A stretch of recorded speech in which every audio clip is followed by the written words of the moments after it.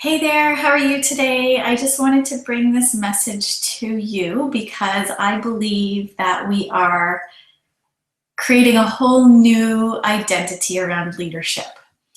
Something that, you know, many leaders have done in the past, and this is not saying that it's a bad thing. I'm not trying to point fingers at any one type of leader, but a lot of leaders that we typically have admired or looked up to have been those leaders that have certainty. They have absolute steps and plans on how to do a certain thing and get a certain result. In some cases, those leaders are so strong in their way that they can tend to be like a boss or a superior to us. And at times it can even create that feeling of, I better do this or else. And we start to question, what happens if it doesn't feel in alignment with me? And at times, some leaders will even go the extra mile to make us feel guilty for not doing it their way. And, there was a time in my life, not too long ago, that I trusted leaders who were like that. I trusted that everything that they said was absolutely the way that it was supposed to be. And it was supposed to be the way that I did things too. And I started to change. And that person inside of me, as I was trying to lead other people, I was adopting the same type of way of being. And it was really incongruent with who I was. And I felt as though I was changing in and not a very good way. I lost how sensitive I was because with certain leadership that I was learning from, sensitivity was a weakness. And now I know it's actually my strength. Other things of, being so clear in action plans and steps to be a certain way and no other way was becoming something that I adopted as well. And it became very apparent to me that it wasn't working for everybody. So then I started to question, well, what really is leadership anyway? And why am I feeling this way? Why am I feeling so disconnected from certain styles of leadership? Why am I feeling so miserable? Why am I feeling so unsure and uncertain? It was almost creating more uncertainty inside of me because I felt as though I was just doing the things that leaders were telling me to do without having that connection piece for really feeling it in my heart and really being myself with it. So hope that doesn't confuse you. But anyway, so as I've been, 2 years ago, I had this epiphany. It was a moment when I realized that in order to get beyond where I already was, emotionally, mentally, physically, everything, I truly deserved to trust myself more than anything else. But I recognized the fact that I wasn't trusting myself. I was trusting everybody around me, all the leaders, all the mentors, which again, I think that's fantastic to a certain extent. But when it starts to have you question yourself and if this really is right for you, that's when things start to they can go down really fast. And I started recognizing that I wasn't trusting myself. I was only trusting everybody else but myself. So 2 years ago in November, which was right now, it's November 2016. So November 2014, I went to a workshop and it was an all-day event. It was one that was all about empowering women. And there were only maybe 9 or 10 of us in the room. And it was just a beautiful experience. I had a lot of emotion that came up that day.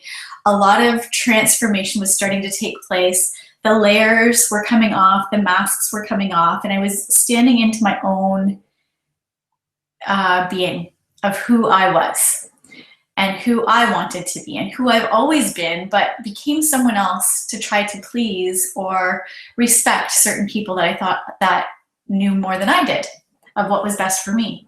So I wrote on the front of a book, because we were asked to write that day what we're there for. And for me, it was trust self. 100% I wanted to trust myself. Now, 2 years later, I'm just really starting to learn that lesson. And why has it taken me 2 years? I don't know. Every part of our life is a journey.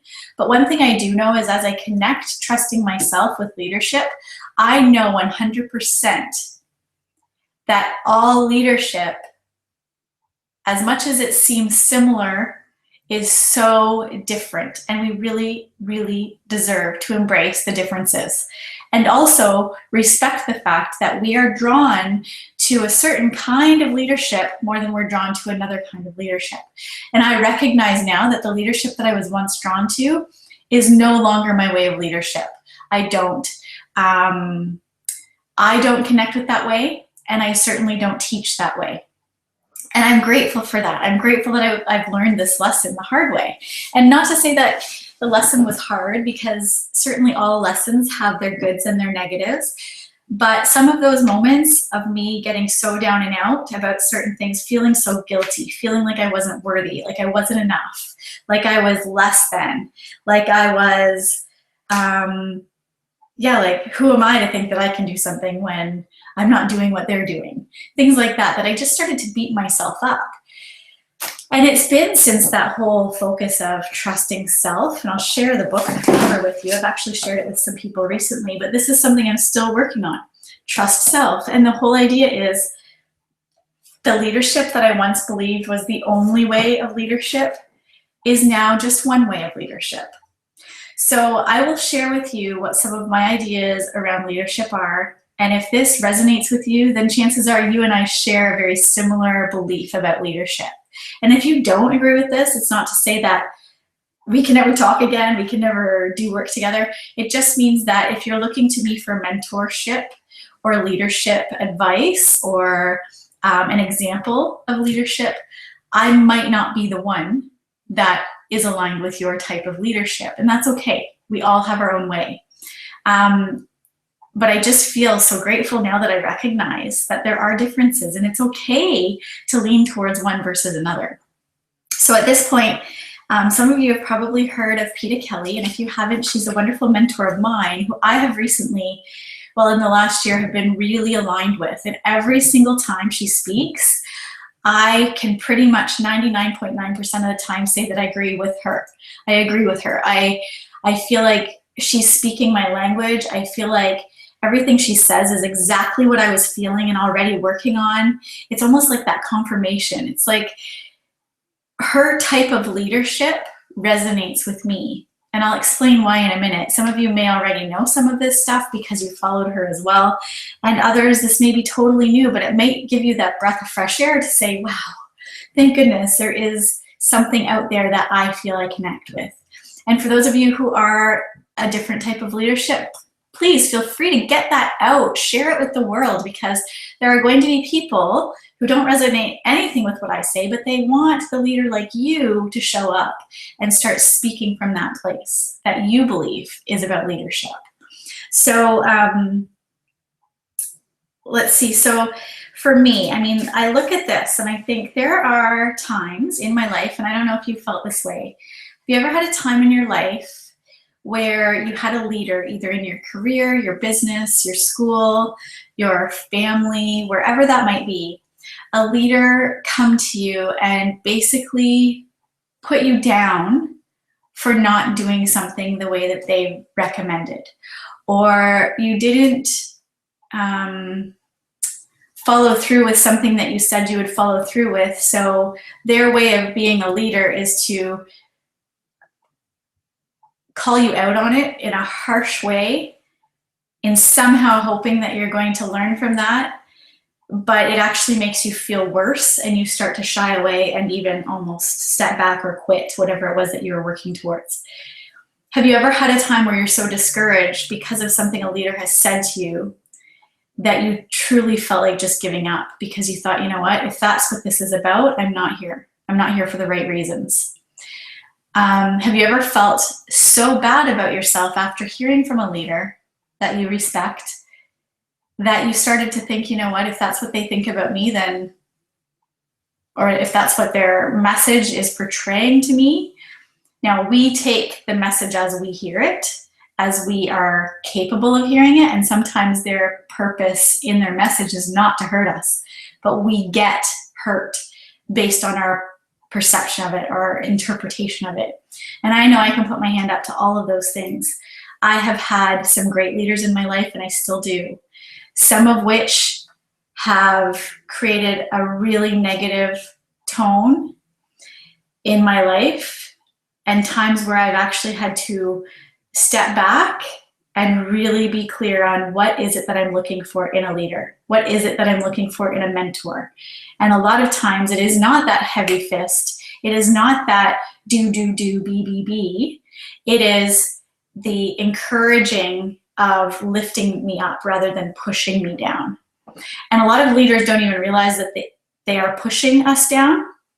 But when we interpret it a certain way, that the message is saying you're not good enough, you're not doing enough, you're not following through enough, you're not whatever, you're not committed enough, that is just pushing us further and further down. And it's not good. It's not healthy for us. People like me and you, some of you are relating to this right away, people like us don't do well with that type of heavy-handed leadership. It's not the looking up to a leader and saying, yes, you're the master, you know what you're talking about, and I respect and admire you 100% no matter what you say.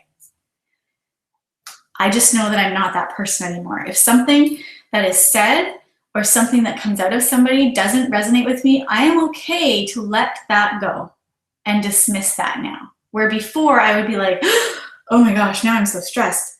They say I have to do it like that, or they say I have to do this in order to do that. I don't know if I can do this. I don't feel like I'm enough.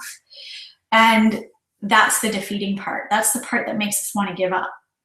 So again, a leader is not trying to do this to us, and I'm going to make that very clear. They're not trying to beat us down. They're not trying to make us feel bad about ourselves. It's how we interpret it. But there could be a simple fact that it's just a different style of leadership that you're not warming up to.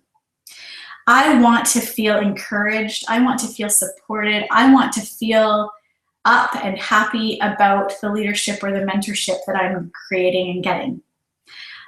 If it feels heavy and like I'm being pushed down or weighted down, it's probably not the type of leadership that I would be aligned to. So here is something that made me feel really good, because I went, thank goodness, because this is the direction I've been going the last year. And it gave me confirmation that I'm doing what's right for me.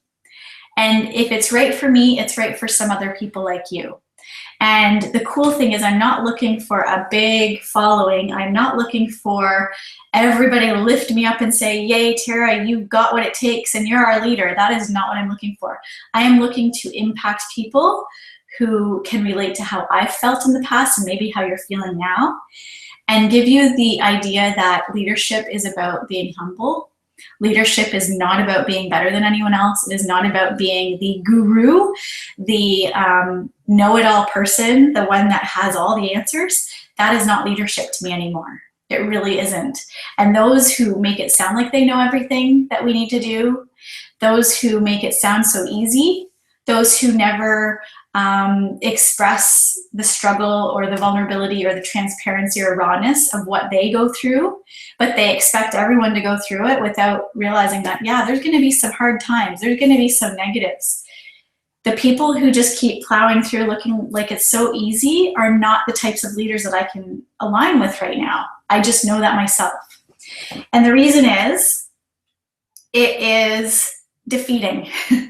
To say it very lightly, it is defeating, because if somebody who is leading can look like they've got it all together and all figured out, and I'm struggling in the background going, oh, why can't I look that way? Why can't I feel that way? Something's wrong with me, right? What do? We start to blame ourselves. So I look for transparency, realness, rawness, vulnerability, the whole bit. Let's just be real people. Let's just be real. We are all humble. We are all one, in my opinion. Nobody's better than anyone else. So one of the things that I recently listened to was, I'm just so grateful to be part of a group that I do pay a membership fee for every month, but it has helped me in so many ways. And the leader of that group, and again, the leader of that group is a beautiful person. She does not think she's better than anyone else. She is all about loving everybody for where they're at. She is all about trusting our intuition, our inner guide, our inner voice, all that stuff. And some of you know her as Peta Kelly. She has expressed the new way to lead. And I felt so grateful that I heard this, because it made me realize just how beautiful leadership is and how much I'm ready to really connect even deeper with this new way of leading. And like I said, I've already done it the last year, and it's been feeling so much better. I still catch myself in those moments of going, I should, because that person told me to. I should, because I have been told that's what I should do. And when I say the word should now, I know that that's usually not what I should do. I quite possibly need to do the other, because shoulding is just that guilt coming in, saying that I'm not good enough, so I should do this now. So she feels as though, and this is just something that I think, it's not a feminine thing, but she says that she feels like we have the rise of the feminine leader coming. And that doesn't mean female, that just means feminine. So more in flow, more in ease, more in connection and love and peace, with less force, less striving, and just more caring, more compassion. And I totally agree. Like, that's what I lean towards, is that caring and compassionate leader rather than the forceful, striving leader. So, and not to say there's anything wrong with, like I said, there's nothing wrong with the leaders that strive and set goals and hit targets and have accolades and all that stuff. It's just something that doesn't turn my crank.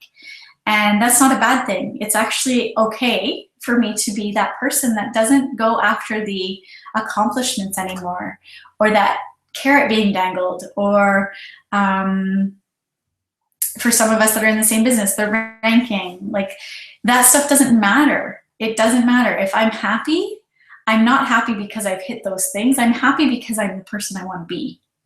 And I'm aligned with my own vision and my own purpose. So one thing that she talked about is alignment as being so, so important. And the way we know we are aligned is if it feels good and it feels light. Now, that doesn't mean that we don't get outside our comfort zone, because getting outside our comfort zone can still be in alignment with ourselves, in our true essence of who we are. Staying stagnant and living a boring life is not alignment. Alignment is actually getting yourself outside that comfort zone, little by little, step by step, and being proud of ourselves for doing it, but not having to scream from the top of our lungs what we did. And just being happy on the inside that we did it for ourselves, not for anyone else, but for us. And at the same point in time, we're impacting others around us just based on us being aligned with ourselves. And she talked a lot about, and many of us can probably relate to this, especially if you're in the business that I'm in, where you feel like you need to connect with everybody and everybody, like anybody, everybody. It's almost like that whole big basket of trying to serve everyone in front of you, right? Whether it's in your community, in your social media groups, maybe getting in a social networking group, and you're just wishing that you could serve every single person in that room or in that place. And it's not realistic. I've heard the analogy as well, where if we go fishing and we put 3 different bait on our hook for 3 different types of fish, and we go fishing, the fish is going to come and see the bait that they like, but then they're going to see the other ones and go, I really don't know what this is about. I'm going to keep swimming, right? We just confuse people. So why not focus in on impacting a smaller group of people and being okay with the fact that you're not impacting a massive group, right? It's like that whole analogy as well of, I become a writer and I write my first book. Is the goal to impact the world and be a top seller in that area of, what you've written? Or is it just doing a really good job at impacting the group of people that were meant to have your book? And I like that Peta has mentioned that, because, so many times we think our worth is driven by the bigness of it, right? How big, how much reach, how many people, all that stuff. And really, in the end, it's how about making a greater impact on smaller groups? Is that such a terrible thing? I don't think so. And I even look at that as my own family. You know, there's times where I feel like I'm trying to serve everybody else, and my family gets the handouts at the end. And recently, when I changed that, and I realized that the biggest impact that I deserve to make is the impact that I give my children.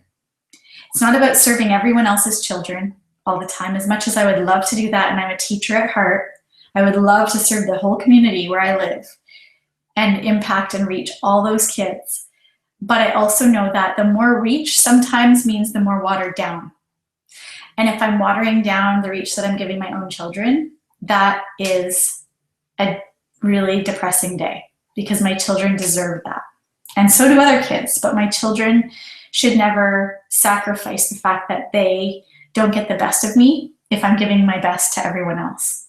So that was one thing that I just loved. So, you know, one of the things about the new leaders are you're not trying to serve everyone. You're trying to serve the few that really connect with what you're trying to share, right? I love number 2. And this is one that I say, oh, thank goodness, because I have recently, again, in the last few months, really honored myself. There are times where people ask me to go out and do something, or even get on a phone call after 8:30. And I say no now. It's very rare if anyone ever sees me out past 9:30, or even on a call that starts after 9. I honor my sleep so much. It is, you know, obviously, since I went through a bit of adrenal burnout last year, I knew I never wanted to feel that low again. So for me, honoring my time with myself in my bed, reading my book before I turn the lights out, and having no online time after 8:30 or 9 o'clock is giving me my health back. And I love how Peta said, you know, there are people who still think it's cool to sleep 4 hours and get up the next morning and keep going. It's like the Energizer Bunny, that whole idea of, you know, living on coffee and on energy shots and all these things, where really they're probably going down the road of exhaustion at some point, because people can't keep doing that. And I know for me, I was doing it for 5 years.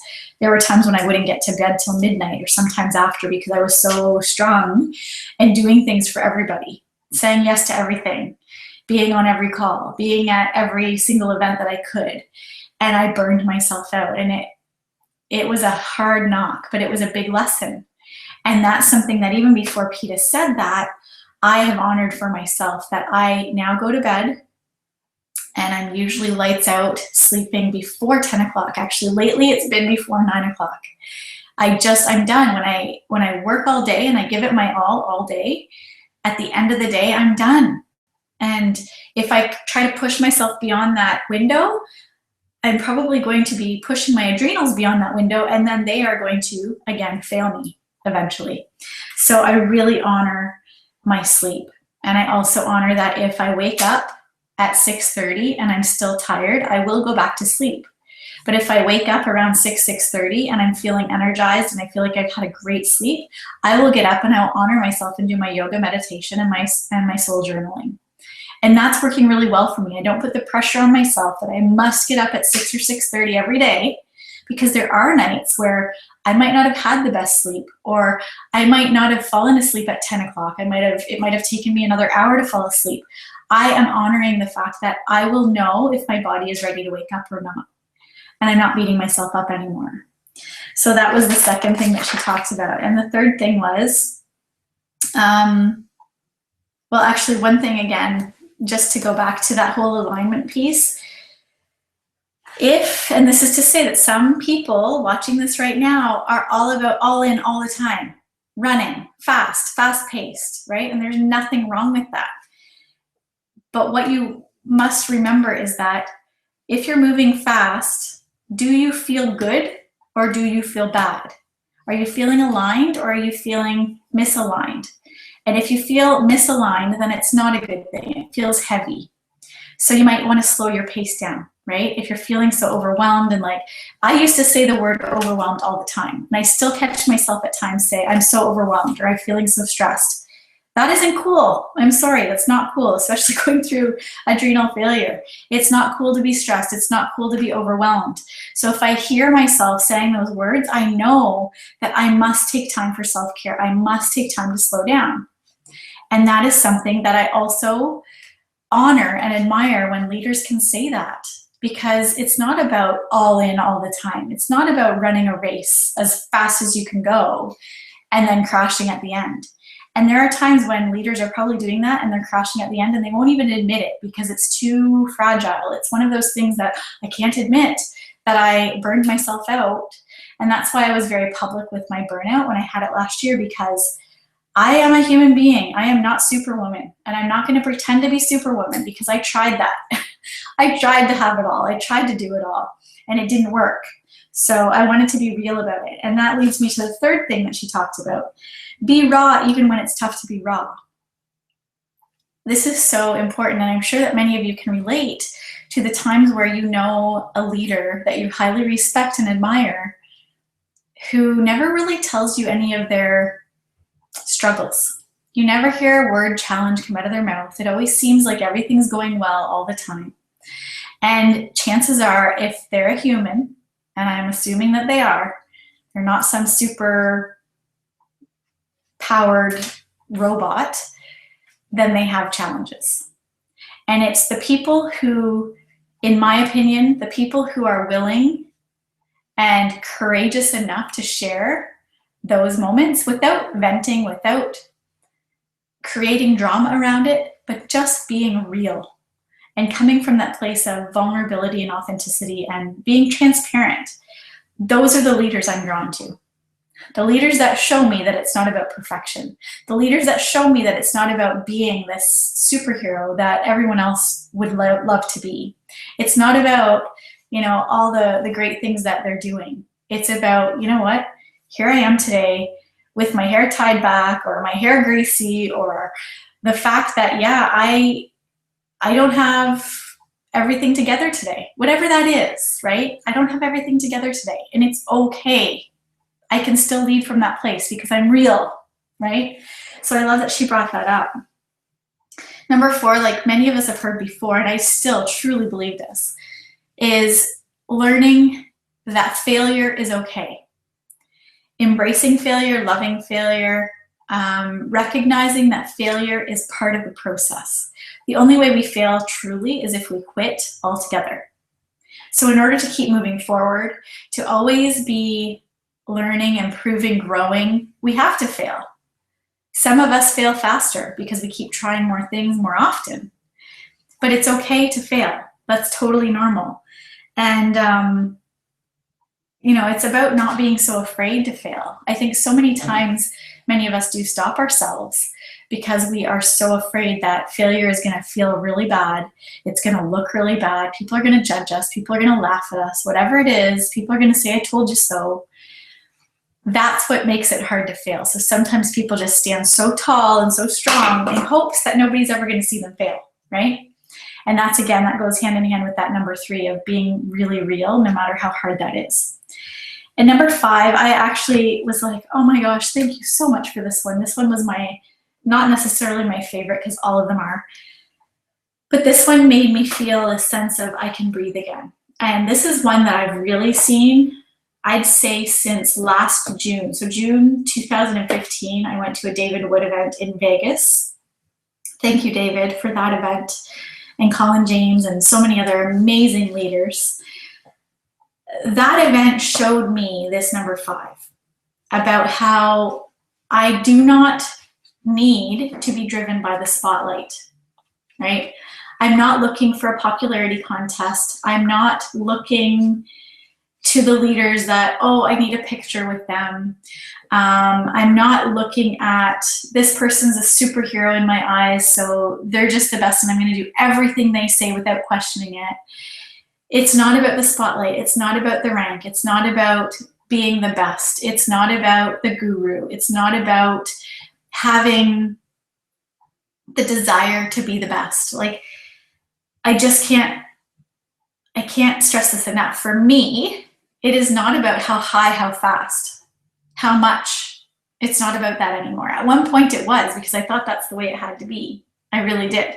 Now I just know that it feels so much better inside in my alignment with myself when I don't strive anymore to be in that spotlight, to hit that next thing, to create that type of success of whatever success is supposed to look like.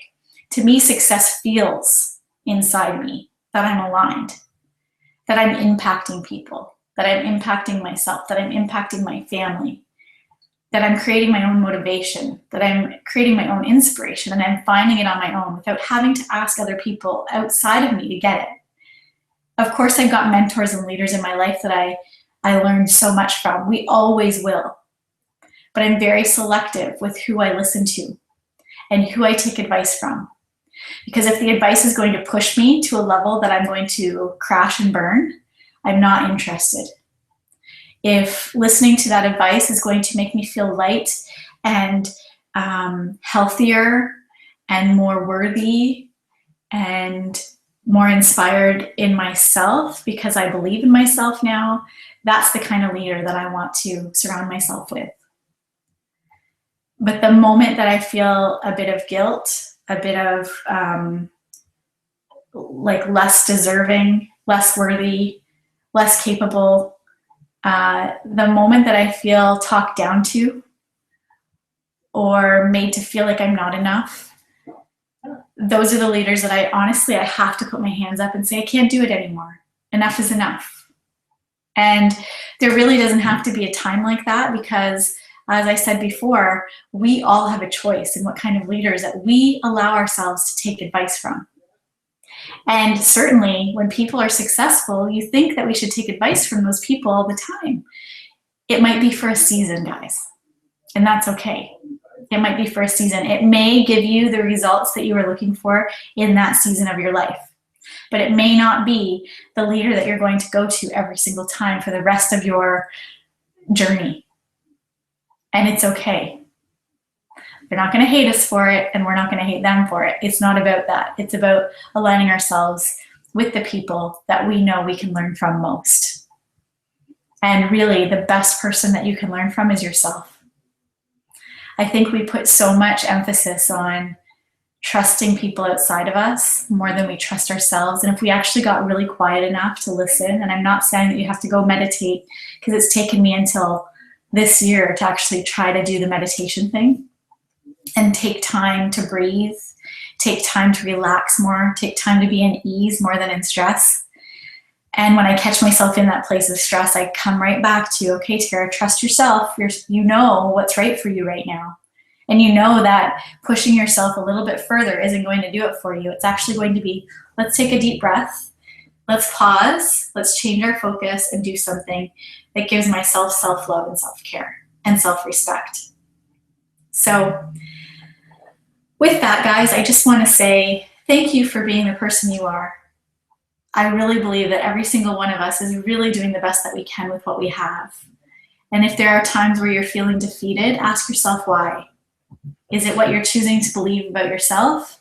Is it something that someone has said to you or something someone has done and it made you question more about, maybe that person's right. Do they know more about me than I know about myself? Chances are you're putting every trust in the external and you're interpreting it as such. So I just hope that this can help you.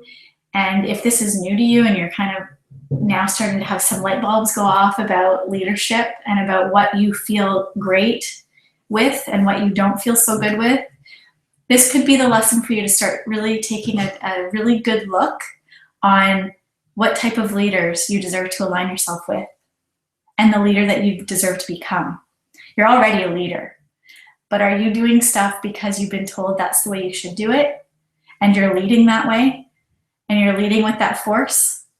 Or are you in that place of saying, you know what, I know that that works for some people, but it doesn't work for me, and I'm okay with leading from that softer, more gentle, calm, compassionate, and caring place.